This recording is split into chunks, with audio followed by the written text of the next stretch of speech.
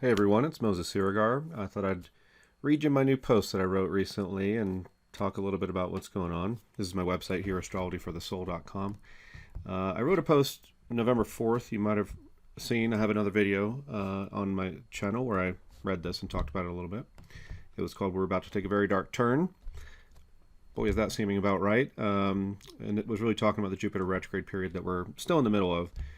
Thankfully, a little more than halfway through, but I don't think we've hit the worst part of it yet. The part I just wrote recently is called The Bombing Before Dawn. It's getting dark out there. And that was on January 6th. So I'm going to read this one and talk about it a little bit. And I'm starting to make some videos here. So it would be a huge help if y'all can do the whole YouTube like, subscribe, notification bell, share, comment, all that fun stuff. That tells me that there's, interest. So that helps. So anyway, here's a post. It's from January 6th. Today is January 15th. Exactly 5 years after a pivotal day in world history, that would be January 6th, it's time for a brief update to the astrological picture following the U.S.'s shocking bombing of Venezuela and capture of its president Nicolas Maduro on January 3rd, 2026 at 2:01 a.m. in Caracas. I believe that's like when the bombing started, according to one of the times I found in the Mundane Astrology group on Facebook. On November 4th, I wrote a piece about the Jupiter retrograde that we're now nearly halfway through. As of now, we are more than halfway through it. Jupiter turned retrograde on November 11th, 2025, and then turns direct on March 11th. And unfortunately, my predictions there are holding up well. Here's a bit from that piece I had written. We can then expect a high probability of another of the USA's most historic all-time self-inflicted wounds to take place around January and February of 2026. This could have a dramatic economic impact, but it could also have a dramatic warlike quality. That this is happening while Jupiter will be retrograde in Cancer is entirely ominous. Unfortunately, I'm here to bring even more bad news. Hey, how's it going, guys? The worst part of this is unusually potent and the worst part of this unusually potent and challenging Jupiter retrograde period has yet to occur, because Saturn and Neptune have yet to return to Aries and conjoin one another. Neptune will be returning to tropical Aries on January 26th, 2026. Saturn on February 13th, 2026, and their conjunction occurs on February 20th, 2026. In short, and most unfortunately, we ain't seen nothing yet. Astrology is always open to interpretation, and this situation could be read quite differently depending on your political bias. For example, a biased right-wing astrologer might argue that Saturn, Neptune, and tropical Aries shows a bold and daring manly man making his country strong again, despite assumed sneakiness and deception from his dastardly political foes. But I'm more inclined to argue something like the following. The tradition of astrology for thousands of years has recognized Saturn as finding his most challenging. Let me just increase the size in this a little bit so you can see it a little better. Has recognized Saturn as finding his most challenging sign to be Aries, his place of fall or depression. While Saturn in Aries does tend to have wonderfully potent gifts that match the nature of the sign Aries, it's also always where Saturn functions least well on his own, where Saturnian problems are most highlighted and potent, and where we are likely to have the lowest level of awareness or intelligence around the best level of functioning around that which Saturn represents. By the way, this is an aside, but if you have, or if someone has Saturn in Aries but retrograde, it is quite different, and it has a lot more of the benefits of having even Saturn in Libra, because the retrograde will introduce the opposite principle through the sign. In other words, the opposite of Aries being Libra. So Saturn in Aries, when it's direct, is what it is.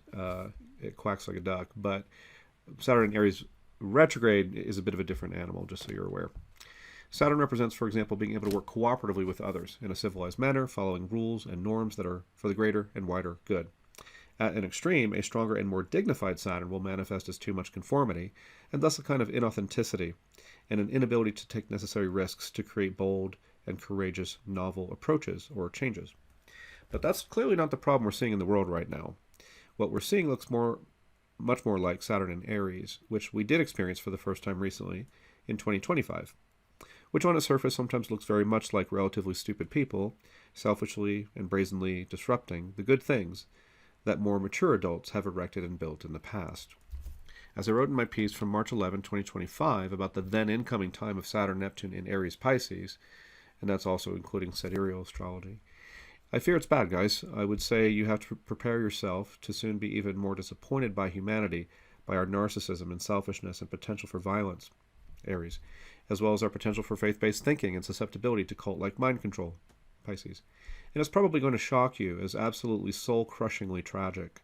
Yes, more than it already has, maybe even much more.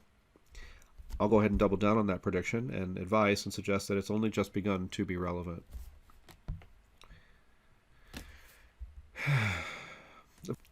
Of course, there's always a pendulum that swings between setting up a world based on norms of order and cooperation, a dignified Saturn, and confrontation and rebellion that disrupts the status quo. That's one expression of a less than dignified Saturn, which is sometimes a necessary energy too. And I suppose we all have to look at what's occurring and come to our own conclusions about this. Is Trump, for example, doing wonderful things or horrible things? For many, the answer will have already been predetermined by which echo chambers one chooses to live within and which social circles one wants to find acceptance within. You gotta love us. Will there be more war? Objectively, we can see that Trump has not only brazenly attacked Venezuela and claimed that we now run the country as he seeks to gain access to their oil. He's said these things. He has also recently threatened Colombia, Mexico, and Cuba. What's Iran to that, by the way? In addition, having already threatened Canada, Greenland, and Panama in 2025. He suddenly seems like a man playing a deadly game of Risk, attempting to win a game through control of both North and South America, literally. And while this is a decent strategy, if you're literally playing the board game Risk, now we're talking about real life, and you aren't dreaming, and this isn't a drill. Remember that the emphasis on Pisces, highlighted by Neptune having been in Pisces in both major zodiacs, shows us in a time of comfortable and passive mass delusion, thinking that things are going to be okay.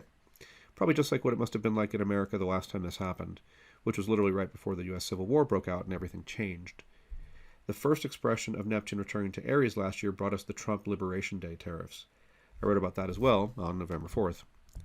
I said then, this echoes the very same astrological event that occurred literally 36 hours before the first shots were fired in the U.S. Civil War in 1861, as well as the same event repeating in 2025, literally 3 days before Trump announced our, quote, Liberation Day, in which his global tariffs were announced, which have been likened to him initiating an economic nuclear war. And by the way, since then, you can see the whole world starting to move away from the dollar. It's one of the reasons you see precious metals gaining so much value.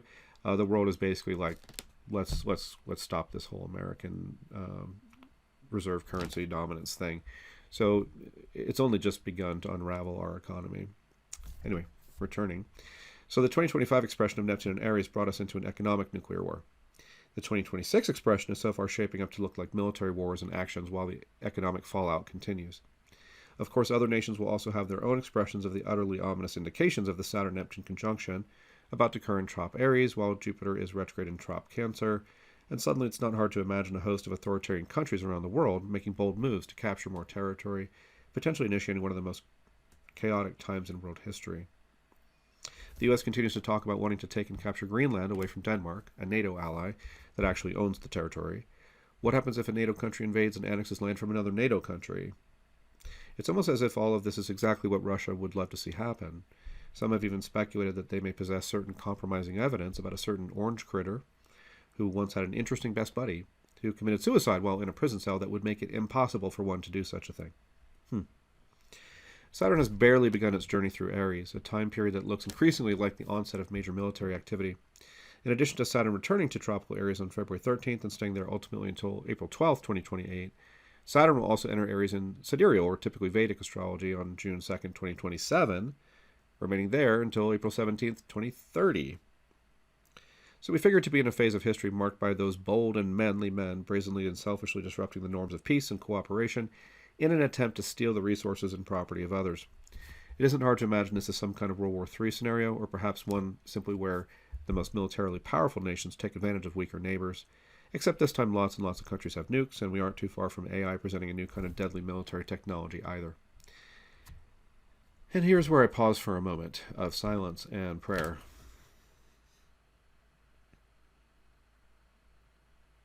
Because this is all so much more than any of us would wish to have to contemplate. Deep breaths.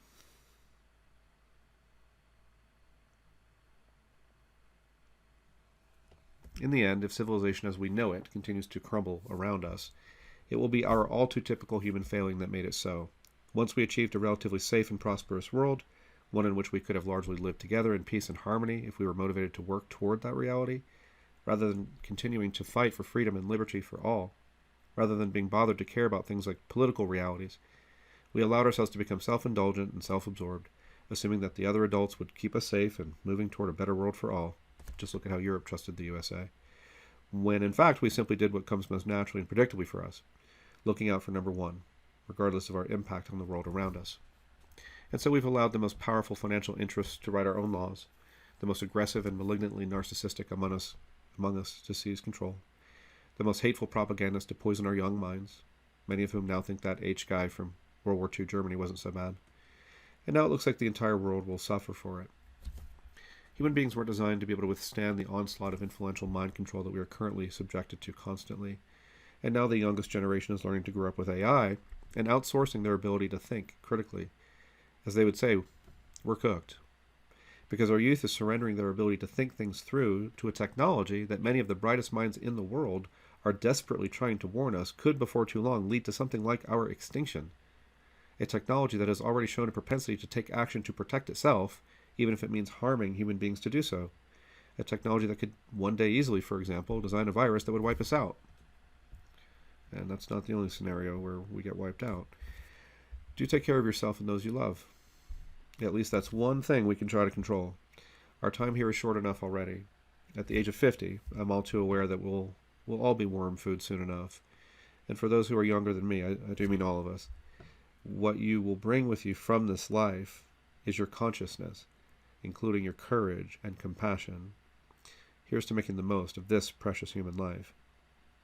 Dark times allow the human drama to unfold, and there's no need to audition for a starring role. You get to choose your role in this great play or Leela. Duality bites. Stay strong and stay in your heart. If we work together, we can at least make some qualitative difference, one human heart at a time. I believe we are largely here to learn how to love. And don't only pray, but raise your own consciousness and your generous heart frequencies, as it may also be ironically the best way to protect yourself and those you love most. Remember that like attracts like, so create the love and beauty within, and surrender the rest to God. It's go time, and our time here is short enough already. Humbly and in surrender, may all beings be happy and free. And of course, I'm always available to you guys for private consultations, tutoring, and I offer classes on holistic locational astrology, a powerful 21st century approach to what is often called astrocartography. This is from my Substack. You're welcome to join it there. It's holisticastrology.substack.com. Again, my website there is astrologyforthesoul.com. Definitely getting more and more motivated to do more things here on YouTube and Substack. There's a lot going on, and there's a lot of stuff I want to talk about too. Getting into locational astrology, which is my forte, my area of expertise. So there's a lot to say there. I'll let you guys go in a sec here. I appreciate you being here very, very much. Definitely makes a difference, right? I haven't done a lot of videos. I usually am just working with my clients, raising my kids, trying to live, a decent life. But, you get to be 50 and you realize like, okay, well, I do have a voice. I can use it too. And there's a lot I'd like to say. Now, the shooting of Renee Good happened the day after I wrote this, on January 7th. So this piece doesn't include that. But the same sort of thing I was talking about here with Saturn and Neptune in Aries, it's the same thing that correlates with what's going on in the U.S. And I want to write another one soon about this because Saturn and Neptune are at the bottom of the chart for the USA, at least the Sibley chart that a lot of us use.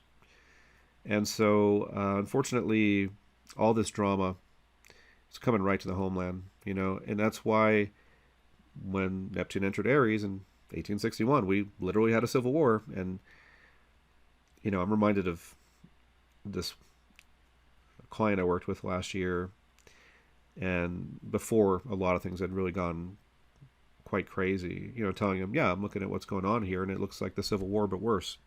And on paper, in terms of the astrology, I'd have to say that, which sounds like a hell of a thing to say, right? Because the Civil War was awfully bad. But on paper, astrologically, or in the sky, astrologically, it does look kind of worse. I would say it looks worse, and we're just getting there. We're just getting to the symbols that really speak to that. And we still have a ways to go.